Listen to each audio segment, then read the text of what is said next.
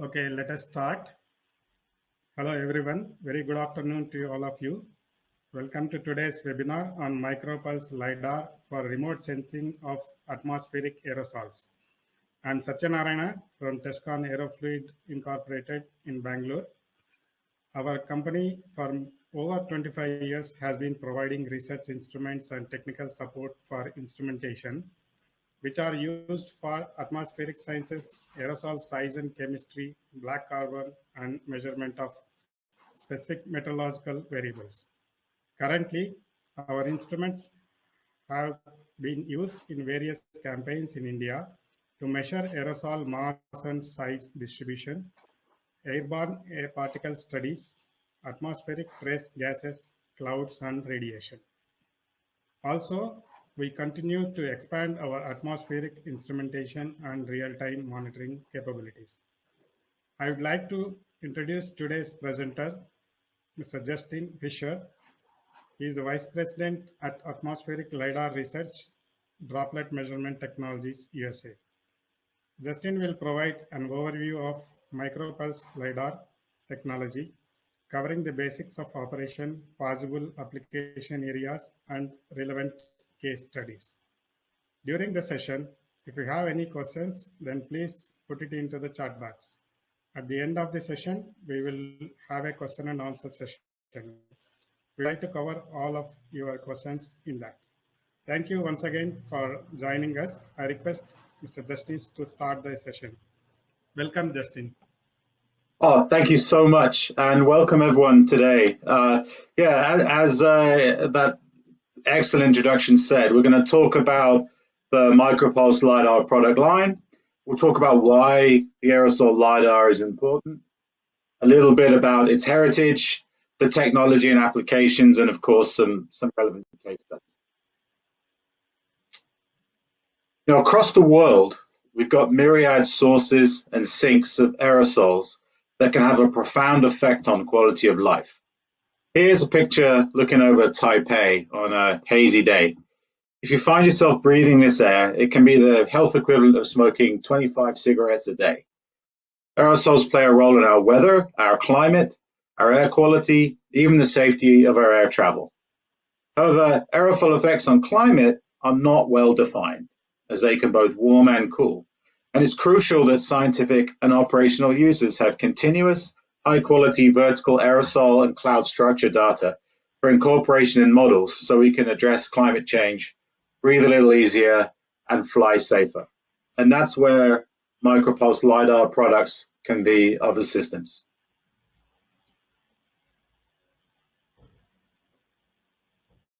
I'm going to jump right in with an example of how micropulse LiDAR can be applied. In this case study, Dr. Simone Lolli of CNNR in Italy used MPL net data to see if different lockdown policies actually had a measurable effect on local radiative forcing. He used MPL net data because it's continuous and global and selected 2 sites in countries with very different lockdown approaches. In this case, he compared a site at Goddard Space Flight Center in the DC metro area of the US with a unit on the campus of the National University of Singapore.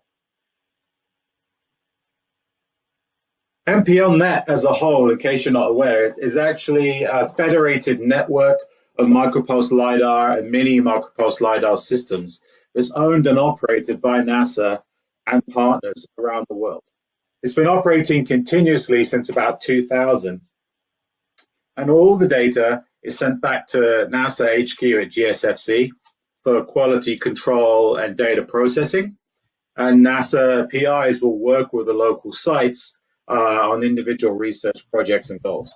It's an expanding network, and NASA is always willing to talk to new partner sites for their network, especially if regionally there isn't a lot of coverage in an area. So in this case, for this study, it was a natural choice to study because there are several years of baseline data, and that's exactly what they needed to have a meaningful comparison. So as I said, the goal was to measure if lockdown policy could have a measurable change in aerosol load. The chosen time period for comparison was March to May 2020. to measure against a baseline of data from March to May from 2011 to 2019. The backscatter was converted to total extinction, and this data product was input into the Fu-Lao-Gu radiative transfer model.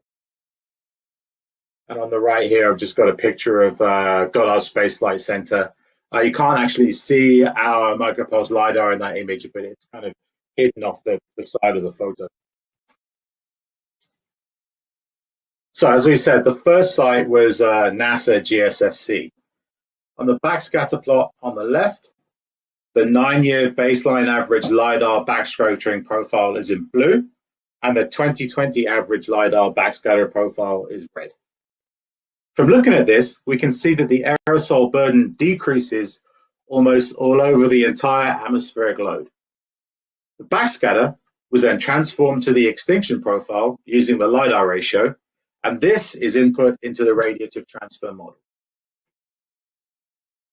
From looking at the radiative forcing model on the right, where the 2020 values have been subtracted from the baseline, we can see that at the top of the atmosphere, labeled TOA, 2 watts per square meter more energy was getting out.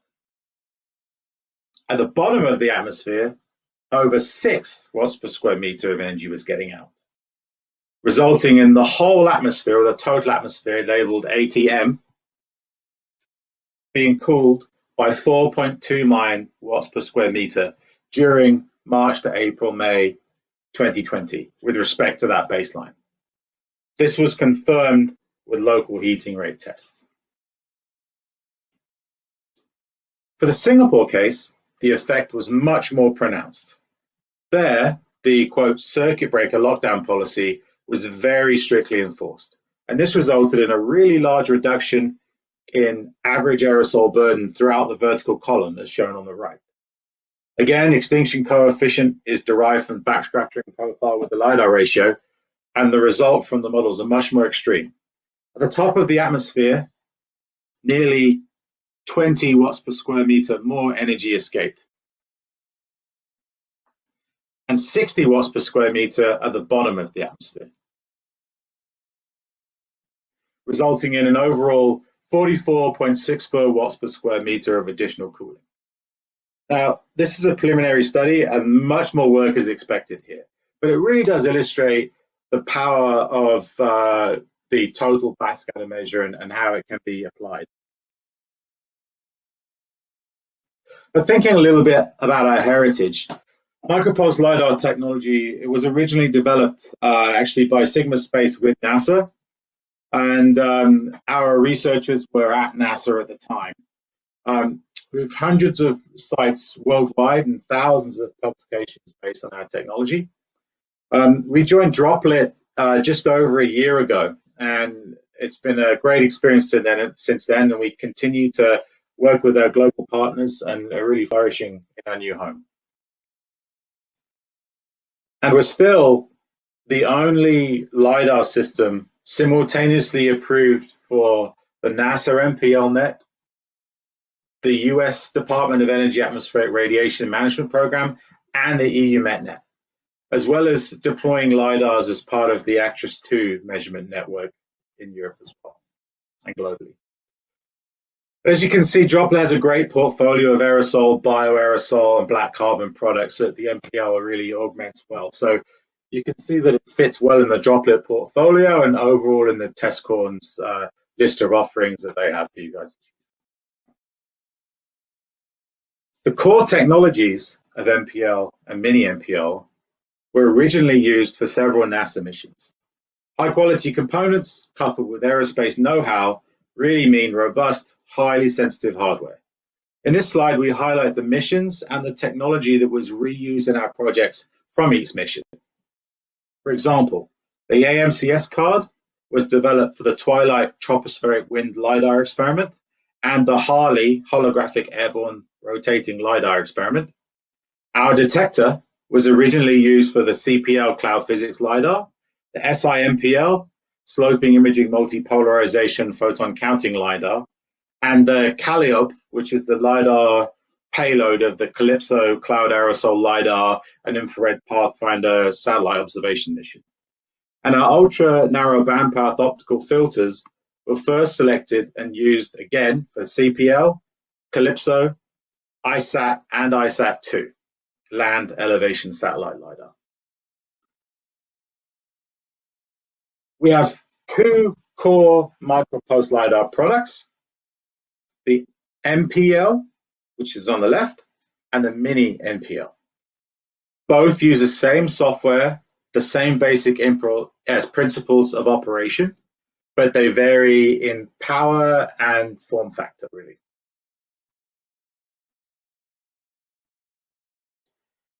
MPL is really the NASA workhorse product. So this is the one that forms the majority of the MPL net. Mini MPL is also in MPL net, but there are far fewer of those in MPL net.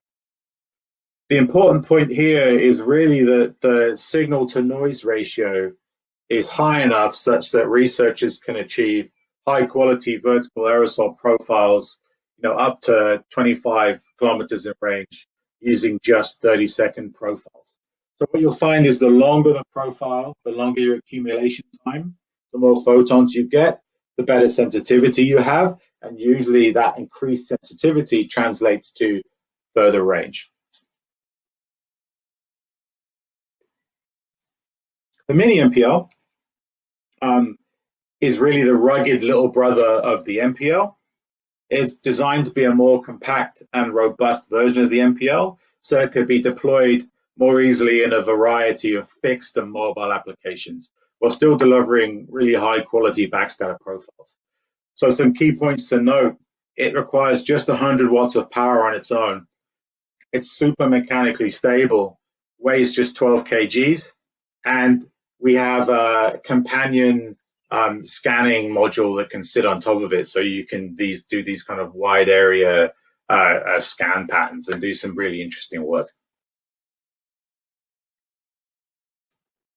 So just to give you some kind of images and examples, as you can see, units are pretty versatile and have been deployed in some pretty interesting places, right? You've got Himalayan base camp over here, couple of units in Seoul. You've got the deck of an icebreaker Arctic vessel here, and then a mini MPL inside a car mount here.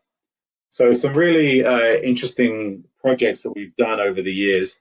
And both units are really designed to run 24/7, 365. And they typically run between 3 and 5 years continuously without being switched off between service intervals. So you can see it's a very low maintenance units that we have here. So going to another case study now. So I showed you the mini MPL in the enclosure. I'm now going to show you an example using the scanning system. And here the system was deployed for overpath scanning of a mine and over a coal shipping channel to track fugitive dust emissions in Australia. So as we know, the mining industry has a pretty large problem with dust management, and they invest heavily in dust suppression and fence line monitoring. And despite this investment, many mines do not have an accurate picture of dust transport within their own facilities.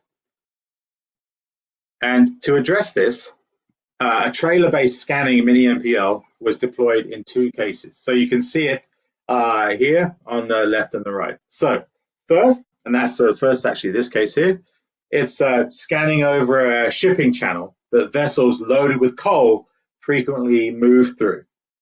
And on the second, that's actually this one here, scanning across an open pit mine location to field trial real-time monitoring method, to field trial if a real-time monitoring method could provide accurate detection of PM movement across significant critical sections of a site boundary. The goal being to assist the local mining industry by providing early detection of adverse PM movements that could cross these boundaries. They wanted to do this to really enable better management of on-site dust emissions, to reduce unnecessary dust stoppages, improve general air quality in the area.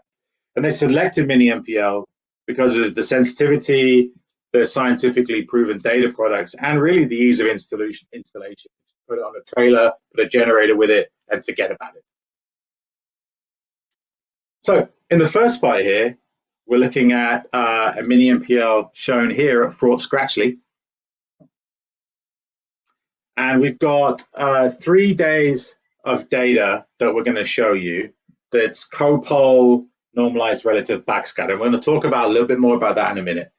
But basically, it's 3 days of data. I've taken snapshots throughout the video just so you don't have to watch 72 hours of data profiles, because that might be a little difficult to deal with. So I'm going to play the video now. And as it cycles through the profiles in the main section of the screen, so this is our built-in software playback product. You can see on the left details of each profile in terms of angle of elevation, local time, local temperatures, all the critical information that you need from the scanner and the GPS. On the top, you can see the time and date and details of the profile that you're going through. On the right-hand side, you can see the data products that we've selected and details of the profile that have been programmed into the unit. Now, as the video plays, you're going to see strong bursts of coal dust that you'll see in the NRB profile. And that will be seen as a transition from kind of blue to green to yellow to red and then white. So they're essentially getting hotter as there's more scattering. And at the very end of the third day of profiles, you're going to see an especially large burst of emissions. It's important to point out that from analyzing these profiles, the local authority was actually able to track emissions to specific vessels that were coming through the channel. Because essentially, the hotter that profile gets, the more dust is being scattered throughout that channel. So after a successful port scan campaign, we're now going to look at deployment actually on a mine, where the mini MPL is used as part of the dust management strategy around blast events. You can see on the map, mini MPL on the top right here is assisted by 3 dust trackers, track 1, track 2, and track 3, spread throughout the chestnut pit.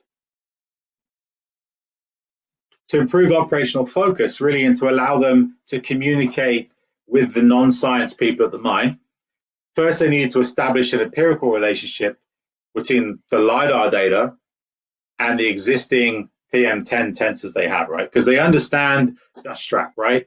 Gives you a single number, it's pulling in your dust, measuring it, it's very easy to understand. But a more qualitative LiDAR profile is a little bit harder to communicate with your non-science team. So what they did was they did some local tests, and they decided that in their region, the NRB cross-pole was the best to use for their correlation. So they took the NRB cross-pole and the PM10 from their dust track monitors, and using a power law equation, they were able to show a correlation of about 0.642 with a 90% confidence interval. And on the right, you can see the fit here. And this is what they used to generate the dust emission maps that you're now seeing on this slide.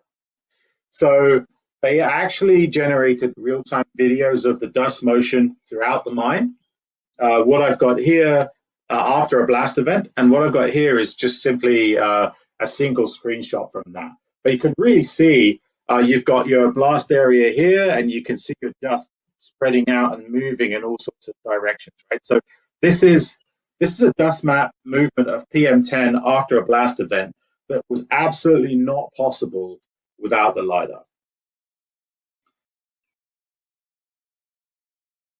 So based on this, mine operators decided to kind of move on to the next phase of testing, and this is still kind of ongoing, but it's really exciting, right? Stuff that having the remote sensing enabled that was not possible to do before that point. All right, so we've shown a couple of cases, we've talked about the heritage. Let's talk about the basics of this measurement, right? So MPL, our mini MPL, are what we call time of flight measurements. So synchronized laser pulses are transmitted and scattered off atmospheric aerosols. The return photons are counted and range binned, giving us the basic intensity product in counts. Okay, so what you can see on the left here is your basic intensity product, and on the right there's a screenshot of basic cloud structures that track pretty well with the intensity measurements that we're getting on the right, to give you an illustration of what you might see, right? So, for example, you've got this low-level cumulus here, which gives you this very high peak in the green. So that's a big low-level water cloud at 2 kilometers. But the higher up you get, right, 10 kilometers, now you've got a big peak in green and red, right? So that means that you're getting a bigger contribution from the red, which is the cross-pole signal, right? So green is co-pole, so that's more circular, that's more water-like, and red is cross-pole, so that's more unspherical, so squarer, if you will, right? So that's the keys here. So red would be more indicative of ice, dust, those kind of things, volcanic ash. Green is more indicative of water particles. So from our raw data, we use some instrument-specific calibrations to derive what we call the normalized relative backscatter product. So this removes instrument variability from our backscatter measurement. All of our LiDAR are calibrated against our NASA-approved gold standard, which means everything is of the highest quality. And the NRB product is available in copole, cross-pole, and unpolarized modes. So zooming in a little bit on that screenshot, just to give you a better view, we can see that the NRB provides a really rich view of the atmosphere. And in this case, we're witnessing a band of aerosols arriving in a local atmosphere at around 10 kilometers here and descending over roughly 6 days to mix in our local boundary. Based on timing and satellite imagery, we're actually able to confirm that this band was the remnants of burned biomass from Californian wildfires that was so hot that the pyroconvection threw the aerosols up so high they were transported across the country before descending and mixing in our boundary on the East Coast. A journey of 3,000 miles, and at the end of which we could actually smell the smoke on the top of our building, amazingly enough. Other interesting features here are the solar speckling, which is these, helping you to kind of delineate daytime and nighttime. And you can see highlighted here the clear rise and fall of our local boundary layer, and there's complex structures that are emerging. And on the right-hand side here, we've got a rain event coming in on the 27th that came down and mixed with our local boundary and really suppressed and kind of washed out that smoke. So another key product is the depolarization ratio. So this is the same event now viewed with that dipole ratio product, and it gives you a pretty different but still informative picture of what's going on, right? So here you can see we've got high clouds, high level clouds, we've got descending bioaerosol, and we've got a clear rise and fall of our local boundary. Here we can see that our regular ground aerosols in green, with a small amount of kind of blue molecular scattering peeking in there, are very clearly visible. And the large cloud that we saw around the 26th, high up in the sky, you can still see that. That's hanging around from about 8 to 12 kilometers. And you can see that it's very red. So that red intensity means that it's most likely a very high kind of icy cirrus, because these tend to be typically depolarizing. So you can see on the right-hand side here, we've got the depolarization ratio as a kind of a number from typically goes from 1 to 0, right? So 100, we quote it in decimals. So the hotter you get, the more depolarizing something is, the less spherical it is. And then here you can see this rain event here on the right. Raindrops tend to be quite depolarizing because when the water droplets are hanging up in the atmosphere, they're circular, and as they drop, they become teardrop shaped, and those get picked up as non-spherical by the lidar that's scanning. And you can see the descending aerosol has a very similar dipole ratio to the ground aerosol, so it's a little fainter here, but you can see we've kind of pointed it out in these arrows here, as we can see it coming down and mixing with our local boundary layer, as you saw in the other view.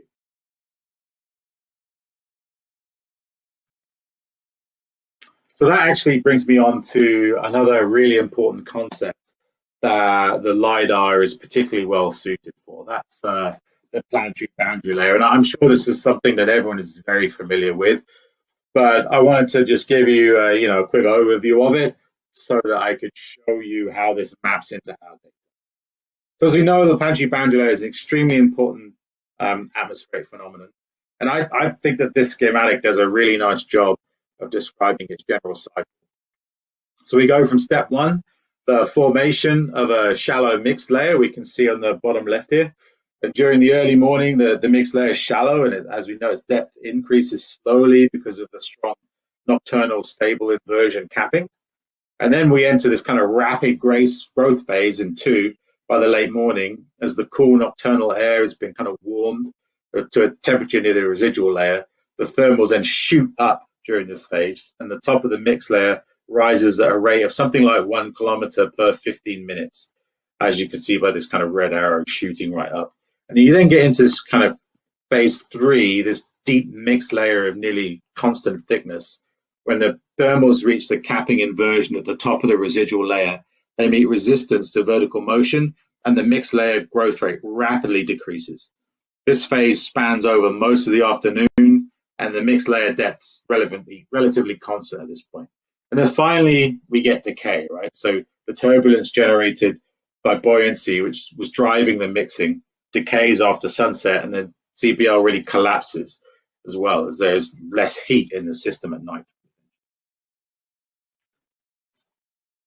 And this example shows a really nice representation of what this process looks like when observed with MPL copol normalized relative backscatter product. We can clearly see these stratified nighttime layers over here and the growth of the PBL and the entrainment zone that forms. So zooming in on this a little bit and overlaying those kind of 4 phases, we can easily see formation, rapid growth, stability, and the beginnings of decay in the late afternoon towards evening. These up and down downdrafts of boundary layer convection are the primary way in which the atmosphere moves heat, momentum, moisture, and pollutants between the Earth's surface and the atmosphere. Thus, your boundary layer convection is really important in global climate modeling, numerical weather prediction, air quality modeling, and the dynamics of numerous mesoscale phenomena. And you can clearly see that with MPL and mini MPL, the PBL height is measured directly, it's automatically, continuously. The view of the stratification, the structural complexity is also made possible with our superior signal to noise ratio. So you can see it's a very powerful tool for really helping you build models. And I know from looking at a lot of the work that's done at IITM, regionally, you have very specific models for India. So I think that this time of implementation could be super important for a lot of the work that's going on. So that moves me nicely onto a third case today. We're going to look at a practical example of using the mini MPL to measure mixing layer height. So here, the National Astronomical Research Institute of Thailand, or NARIT, have several scanning mini MPL systems, which they're using, amongst other things, to give real qualitative insights into the interplay of various processes controlling the atmosphere in the Chiang Mai Valley. The mini MPL is at the Narit Princess Srinthorn Astro Park in Chiang Mai. So my purple arrow is pointing that out on the topographic map on the left. Chiang Mai is actually the largest city in northern Thailand, and you can see from the topographic map on the left that it's located within a mountain valley that runs north-south. The mountains are over a kilometer high, and the site's on the northwest corner of the valley floor. On a regional scale, February, March, and April are the driest months of the year, with major events of crop residue burning and forest fires resulting in polluted haze episodes in the valley. The months of May and June are accompanied with the onset of the southwest monsoon and some severe thunderstorms, gradually transitioning into intermittent monsoon rain spells from July to October. In the month of November, December, and January, mostly cloud-free sky conditions are prevalent, with few instances of valley fog. Researchers used continuous mini-MPL measurements from April 2017 to June 2018. Mixing layer height variations were investigated in context with PM concentration variations over the Chiang Mai Valley. And the analysis provided an overview of monthly average diurnal variations in the mixing and aerosol layer heights, giving researchers real qualitative insight into the interplay of various processes controlling the valley atmosphere that they need.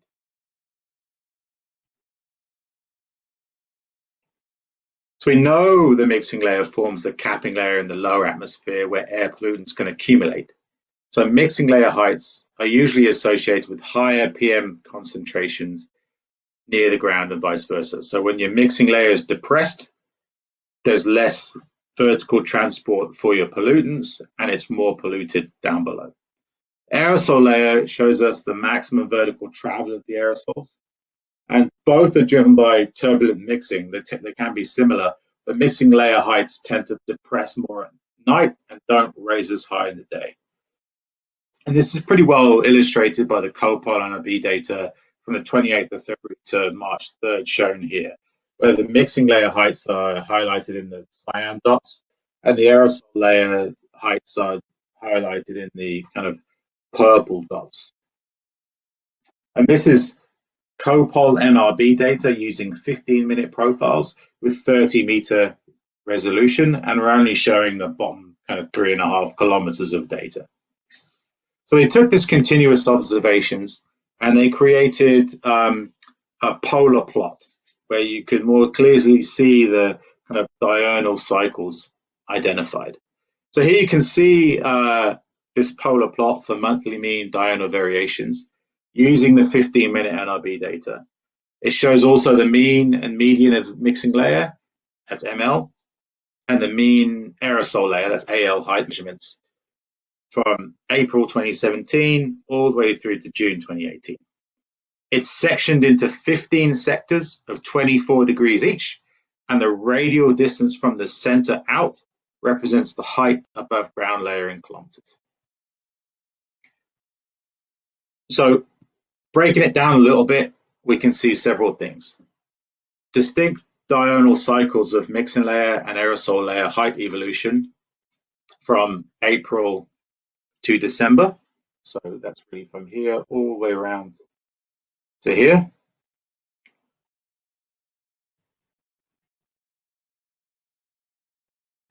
With aerosol layer always higher than mixing layer, but they're closest in the afternoon.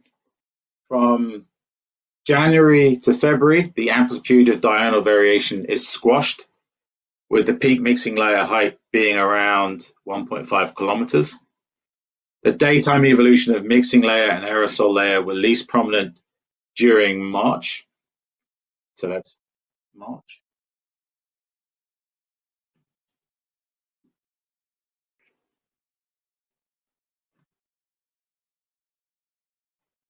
So that's the point at which they had the kind of highest levels of pollution in the valley.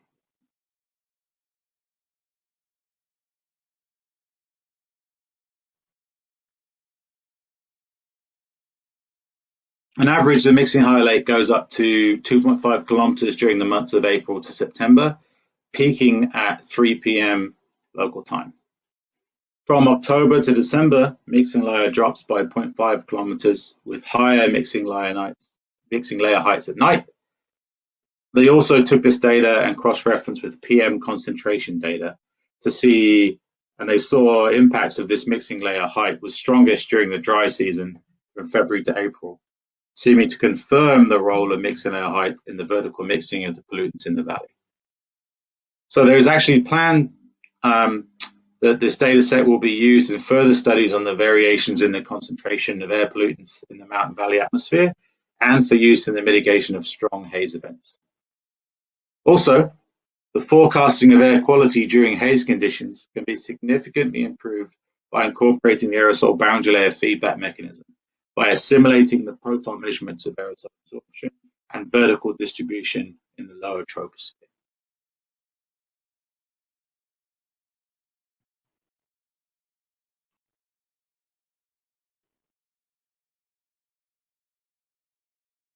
So we're going to talk a little bit about the depolarization derived products now. So we've talked about cross-pole and co-pole, and we talked about how depolarization ratio was really the cross-pole data divided by the co-pole. What does that really mean in terms of particle types, right? So depolarization ratio is really related to the sphericity of particles, right? So is that L and D value equal to 1, right? So when L by D, as in these crosses here, right?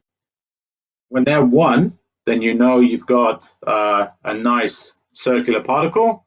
And as those aspect ratios change, you know that you have non-spherical. So light scattered more equally in rounded particles than non-rounded particles. And we use these comparisons of different phases of scattered light to infer particle type. So this is done using quite a lot of empirical data that's been captured from, many thousands of observations and by many researchers around the world, as well as by using kind of input from various satellite models and missions, etc. And what we do is we essentially use atmospheric conditions along with the depolarization ratio measurement to allow us to categorize particles. And our software actually, as the researcher, allows you to, if you're studying a certain thing and you know what you're looking for, it allows you to manually adjust your size bins, your ratio bins, if you will, for the depol ratio. So what does that mean in terms of actual particles, right? So if I look at volcanic ash here, right, I can see volcanic ash very strongly depolarizing. Particles are very jagged, pops out very well in our measurement, right? So volcanic ash backscatter is very prominent. So this is an important application for our system. This is some volcanic ash data taken from Bariloche Airport in Argentina, just to give you an idea. And here is the depol ratio, and there is a band of volcanic ash, right? And you can see it pops out from the background, very hot, very depolarizing. Southern Italy has strong bursts of sub-Saharan dust that blow into their local atmosphere and mix. And again, that type of dust is very well and easily detected in our system, right? So you can see here on the bottom, you've got your depolarization ratio data, and you can see the dust cloud on the 30th of June hanging over and then descending throughout the day and then mixing at the beginning of July. And you can still see that fat layer of dust at about 2 kilometers that's sitting on top of the local boundary. As well as on the top, you can very clearly see the your local boundary layer effects here that are clear on your ground aerosol on the bottom, but because you have different intensity colorings on your copole and your depol ratio, that allows you to infer different things about your atmosphere. Here's another really nice example of the depol ratio data. This is pollen emissions popping up on a daily cycle from the 26th to the 31st of March in Barcelona, Spain. So the pollen is being shown here in these kind of yellow-red bursts. So these are the pollen bursts. And you can see they're very consistent. They are cyclical almost, and they're capping at kind of 1.5 kilometers here. This is data from UPC and in Catalonia. So there's a lot of studies that they've done with this data in terms of applying different models to separate out coarse versus fine particles as well. And then general smog, right? So this is actually traffic pollution growth during the commuting hours in the morning. So you can see as it heats up, this rises and gets hotter and hotter and hotter throughout the morning commute. So you can imagine that, you know, at this time in the day, the air's nice and clear, and by the time you get to this point, you can barely see, 20 feet in front of you. So another product we have is our particle classification product. So I'm showing a screenshot here. We actually take those dipole ratios and we auto classify it into bands. So this is a view of that Potenza, Italy dust cloud that I showed you earlier. And our product will automatically classify the particle types by the dipole ratio, just so that from an operational point of view, you have a very quick snapshot of what's going on without the requirement for a lot of interpretation. So, for example, our operational friends at Medio France would use a view such as this in conjunction with, copole NRB and dipole ratio to really get a full understanding of what's going on above them from the LiDAR. So that actually leads me on to my final case study that I want to show you today. And that is another operational one. So this one is, as I mentioned, Medio France.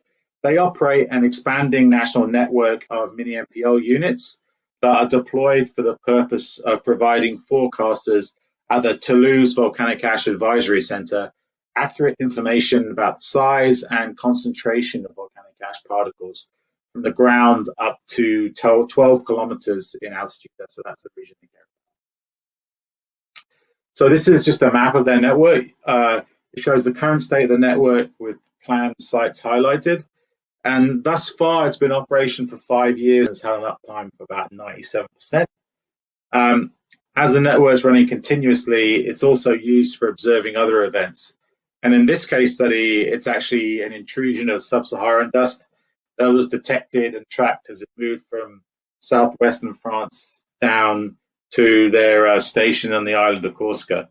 And the case shows the observations made as it did so, each represented in copole NRB, depolarization ratio, and particle type data products. And actually, an important data product we have that Medio France use is mass concentration. So our LiDAR actually is able to give you an estimate of the mass concentration of particle aerosol load in your atmosphere. And for volcanic ash, it's really important because they need to know if the volcanic ash in a cloud is at a certain threshold level above which they cannot fly and below which they can. So it's an important measurement for many of our customers. So in this case, during the night of the 22nd to 23rd of February in 2017, they observed a large plume of dust from North Africa reach southwestern France. And the dust event was tracked with observations from 3 of the LiDAR stations in Montmoy, shown on the left, Toulouse, and Aleria here.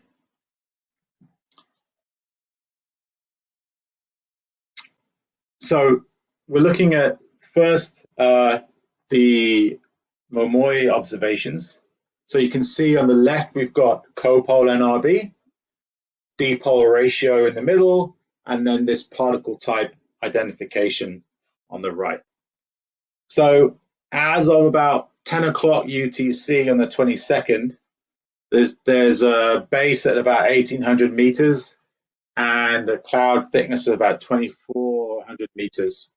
from 1100 meters to 3500 meters up in altitude. So you can see getting quite big. You see the arrival of dust veiled by the presence of clouds, and a high level cirrus cloud detected up about 10 kilometers. And then you see this thickening of the plume, and then some obscuration by a very thick fog cloud. And this, again, viewed in the dipole ratio, you can see that that thick dust, which was somewhat obscured by the cloud, is now very prominent. So you can see I talked about this thickness going from about 1100 meters up to 3500 meters in altitude. It's a very thick plume. And again, in the particle typing scheme, it's very well identified, right? So base is about 1800 meters, and it thickens out as it goes. Now, on the February 23rd, about 3 o'clock in the morning T sign, observers said the sky was obscured and it took on a kind of milky appearance. And the base of the plume gradually decreased to 1,000 meters at midday.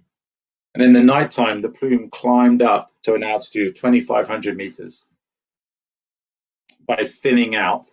And then it left the Toulouse area roughly by about 4 p.m. UTC time on the 24th. Now, looking at observations, the observers said that the arrival of low cloud in the evening made it a little harder to determine the exact time that it kind of left the local area. But you can really see arrival of dust here, low clouds making it a little harder. But you can see there's low clouds here, and then here, very strong dust plume. You can see it rising and thinning out slightly as it transitions out of the area, as described by the observers. And then finally, about 2 p.m. UTC, it comes into the local atmosphere here at an altitude of about 2,500 meters, and with thickness up to about 3,500 meters.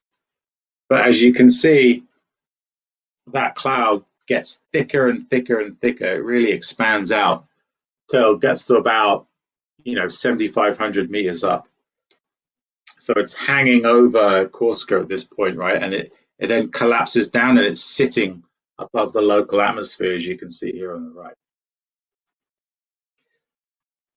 So it's really interesting that you could see over Momoy, dust was observed to a thickness of about 2 kilometers off the ground, and below that high cirrus at 10. And then over Toulouse, the dust plume remained large and spread over the low-level cloud base, where a clear water cloud layer remained. And then in Alaria, the plume just sat and spread, got higher, and mixed significantly. And by viewing this with copole, dipole, and particle types, the observers were able to get a really rich picture of what was going on in the atmosphere. So I'll just throw this up here. This is really a list of the standard products that you get with our LiDAR. So we've talked a lot about normalized relative backscatter. We've seen the 1D, 2D, cross, co, and unpolarized versions. We also have cloud base, cloud top, and cloud peak products, which are auto-generated from the NRB. The Planetary boundary layer is also auto-generated from the NRB using some CLEP inversion algorithm, I think it is. Then we've got our dipole ratio products in 1D and 2D, which then uses which is then used to derive particle type classification. We have our extinction coefficient product, a total extinction, and from which we derive mass concentration. And mass concentration can be related to, of course, PM10 or PM2.5. Just a slide showing our detailed specifications that you can review at your leisure, and then a list of references that we used for this publication. Thank you. That's all I have. Thanks for listening. Thank you, Justin. Thanks for your detailed presentation covering working of LiDAR and then various case studies and applications. And It's now time for questions. There are several questions. I will try to cover as many as possible. I'll just read out the question so that you can answer. Will there be any improvement in the depolarization ratio if the excitation wavelength is tuned?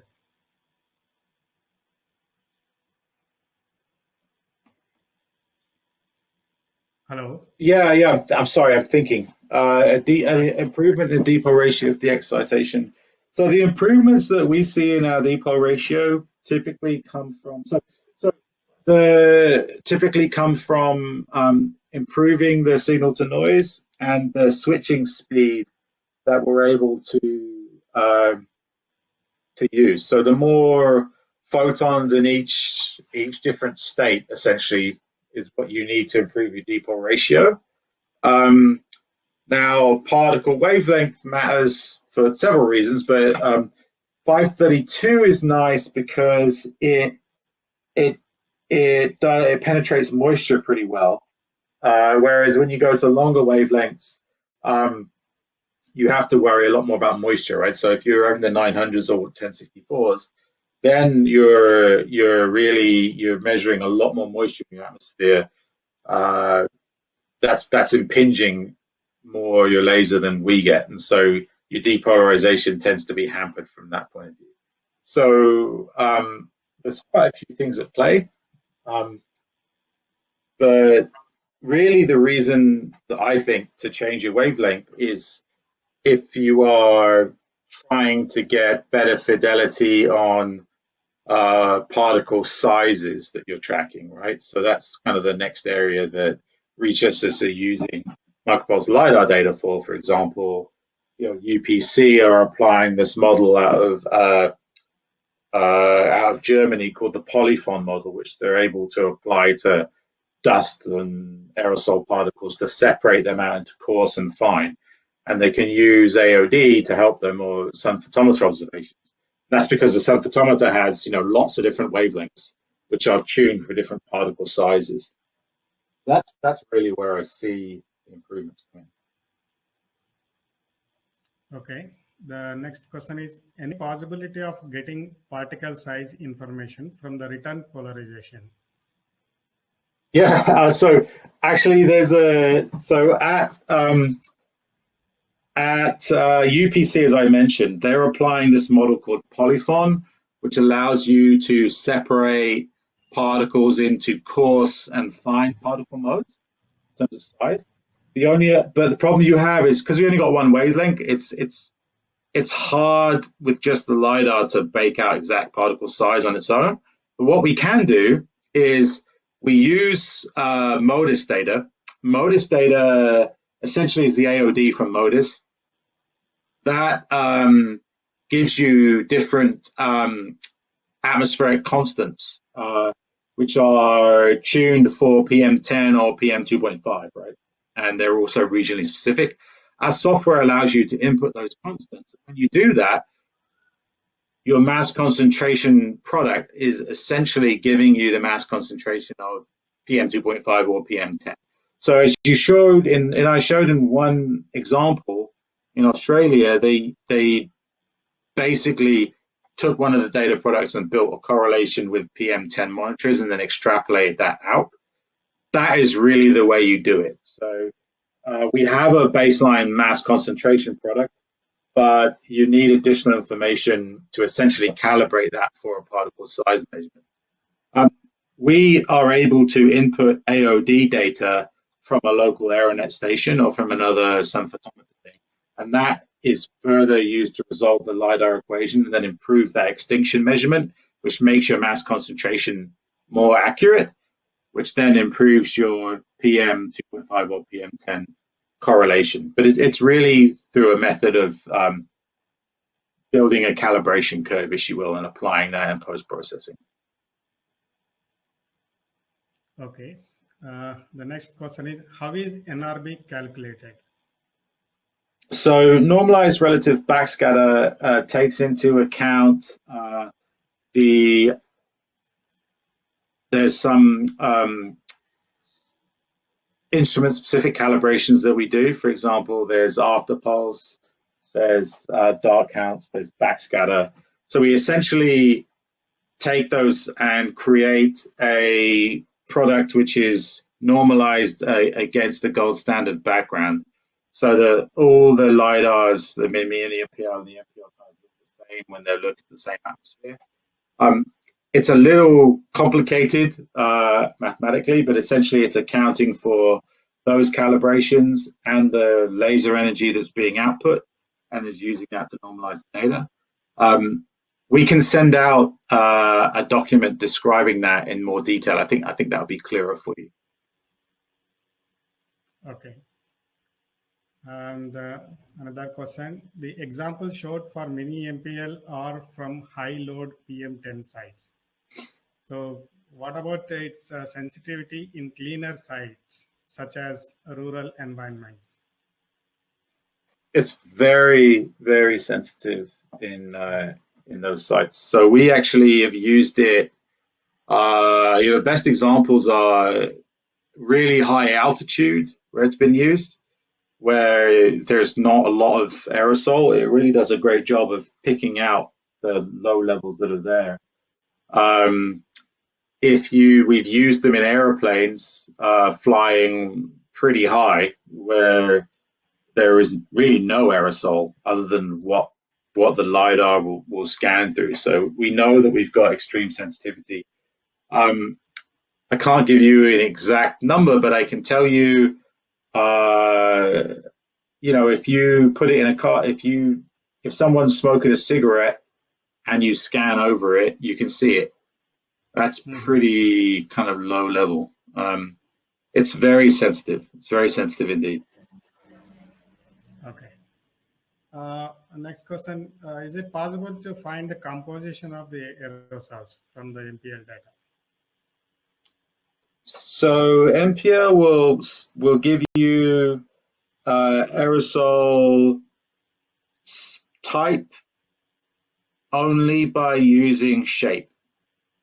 So like you're not going to be able to tell if it's like NOx or SOx or anything of that nature. But say if you're studying pollen and you're scanning over a pollen area, and you will see it for sure. You'll see the bands of it, and you'll be able to identify it. Things like black carbon, it's very absorbing, so it has a kind of unique signature in the LiDAR, and things like dust and volcanic ash again have very distinctive profiles. If you're looking in a high cirrus cloud, us at a certain height, you know roughly what the thermals are doing, so you can infer that those highly depolarizing particles are ice, but it doesn't give you species necessarily. Right? You're not going to be able to scan through and say this is ozone, this is CO2. It's not that style of LiDAR. Okay. The next is, has there been any comparative study between Calypso and MPL? Yes. In fact, there's a really good one that's just come out at SRM. It's been done very widely, and one of the reasons is the shared technology heritage. The Calliope payload of Calypso is pretty similar to MPL. So in this reference slide, actually it's the first one I put up there, micropulse LiDAR measurements in coincidence with Calypso overpass, comparison of tropospheric aerosols over Katan Kolata. How do you say that? I apologize. That I think is SRM. I didn't have time to put it into this presentation. It's really detailed. It's a really good one. I highly recommend you read it. Okay. The next question is, what is the radial coverage of mini MPL? So I'm assuming you mean when it's scanning. So when you shoot vertically straight up, you're 15 kilometers. As you go horizontal, your atmosphere essentially gets thicker, so your LiDAR travels less. So typically we say it's 6 kilometers radially and 15 kilometers vertically. Okay. And in the same line, what is the minimum range of detection? Is it kind of programmable? What is the so standard minis, the minimum range is 100 meters, but there's actually a version of it that you can get for an additional option that gets you down to 50 meters. And for the MPL, it's 250 meters is the minimum range. Okay. And what is the beam wavelength in MPL? I think it's 532 nanometers. 532. Okay. And the next question is, how can we get aerosols types from MPL? How can we classify? So the aerosol type is classified again by this Lidar ratio, and the Lidar ratio, is essentially the ratio of these directions, right? So MPL and mini MPL do it exactly the same way. We're shooting copole and crosspole, and we take the ratio of crosspole to copole. And then we apply some kind of iterative other events to it, right? So there's a slight iterative component to the algorithm, but it's shown quite nicely here, right? So this level here, you can see you've got your kind of red crosspole and your green copole, and you take the ratio of those, so you know that like this high cirrus cloud is a mixture of the two, for example. Okay. And next question is, what is the percentage of change in dust fraction before and after the arrival of dust? Percentage change in dust fraction before and after the arrival of dust, with respect to what? Okay. And another question, is it possible to monitor residue burning, like a burning of crop residue after harvesting, a smoke movement from like a Punjab to Delhi in India, and quantify also, as it is a big environmental problem choking the city of Delhi? Yes. So what you would see actually, so biomass burning is a big area of study right now in multiple places. So the folks out in Narita are doing it a lot. The EPA in the US are using scanning mini MPLs to do controlled biomass burning. So biomass, that burned biomass aerosol, so it looks kind of like this, right? So let me just clean off my right. So in your copole, this is actually biomass here, right?